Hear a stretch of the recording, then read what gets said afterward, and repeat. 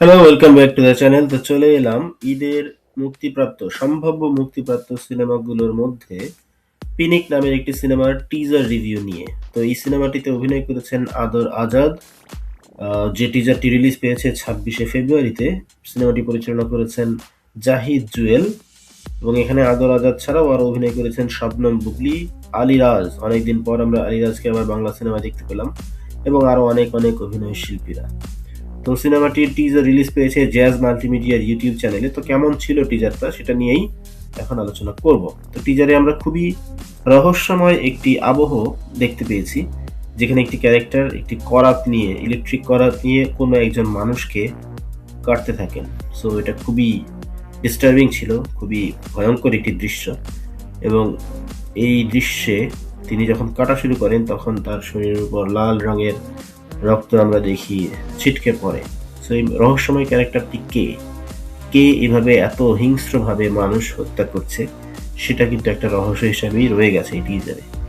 এছাড়া আমরা দেখতে পেয়েছি আদর আজাদ স্বভাবজাত ভঙ্গি তার, যেটা সিনেমাতে তিনি এসে একটি সিগারেট ঠোঁটের কোণে নিয়ে ফাইট করেন, অ্যাকশন করেন। সো এখানেও আমরা তাকে সেই অবতারে দেখতে পাই। তিনি একটি কন্টেইনার দরজা খুলে বেরিয়ে আসেন এবং গোলাগুলি করতে থাকেন, গুন্ডাদেরকে শায়েস্তা করতে থাকেন। এছাড়া আমরা দেখেছি যে আদর আজাদের সাথে একটি মহিলা ক্যারেক্টারকে, যিনি কিনা আজাদের সাথে অনেক ক্লোজ একটা দৃশ্যে অভিনয় করছিলেন। আমরা আরো দেখতে পাই আলিরাজকে, যিনি কিনা কুমিরের ব্যবসা করেন, এবং তার হাতের কাছে পোষ্য পাখিও দেখতে পাওয়া যায়। সো একটা রহস্যময় ক্যারেক্টার বলতেই হবে। আর সবশেষে আমরা যেটা দেখতে পেয়েছি শবনম বুবলি, যিনি এসে বউয়ের সেজে বসে বসে নিজের মাথায় নিজে গুলি করার অভিনয় করছেন খালি হাতে, এবং একটি রহস্যময় একটি হিংস্র হাসি দেন। সো মূল টিজারে ডায়লগ খুব একটা ছিল না ক্যারেক্টারগুলোর, কিন্তু বোঝা গেছে there is something fishy, there is something mysterious going on in this film. So এটা একটা রহস্যময় সিনেমার আবেশে হয়তোবা আমাদের সামনে এসে হাজির হবে, উপস্থিত হবে।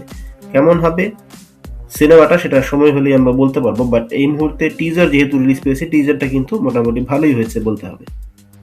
এখানে একটি সিনেমাকে আকর্ষণীয় করার জন্য, দর্শকের মনে আগ্রহ তৈরি করার জন্য যেসব এলিমেন্ট থাকার দরকার সেসব এলিমেন্ট কিন্তু টিজারে ছিল।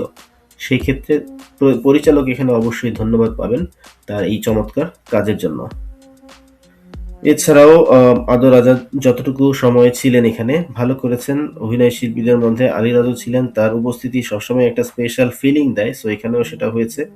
আর বুবলি যেহেতু খুব শিগগিরই সিনেমা জগৎ ছেড়ে চলে যাচ্ছেন, শেষ দিকের সিনেমাগুলোর মধ্যে এটা হয়তো একটা গুরুত্বপূর্ণ মাইলফলক হিসেবেই থাকবে বলে আমার বিশ্বাস। তিনি নিশ্চয়ই তার সর্বোচ্চ চেষ্টা করেছেন। সময় বলে দিবে কেমন হয়। তাছাড়া এই সিনেমাতে এই ঈদে অনেক বড় বড় বিগ বাজেটের মুভি রিলিজ পেতে যাচ্ছে। সো সেখানে এই পিনিক সিনেমাটা কতটুকু টিকে থাকতে পারে সেটাও দেখার বিষয়। এটা কিন্তু গত বছরই কুরবানি ঈদে রিলিজ দেওয়ার একটা পরিকল্পনা ছিল, বাট পরবর্তীতে তারা সেখান থেকে সরে আসে এবং এই ঈদে এসে রিলিজ দিচ্ছে। সো আপনারা যদি টিজারটা দেখে থাকেন, কেমন লেগেছে অবশ্যই জানাবেন। আমাদের ভিডিও যদি ভালো লেগে থাকে লাইক করবেন, শেয়ার করবেন আপনার বন্ধুদের সাথে। আমাদের চ্যানেলে যদি নতুন হয়ে থাকেন অবশ্যই সাবস্ক্রাইব করবেন। কথা হবে পরবর্তীতে অন্য কোনো ভিডিওতে। সে পর্যন্ত ভালো থাকুন।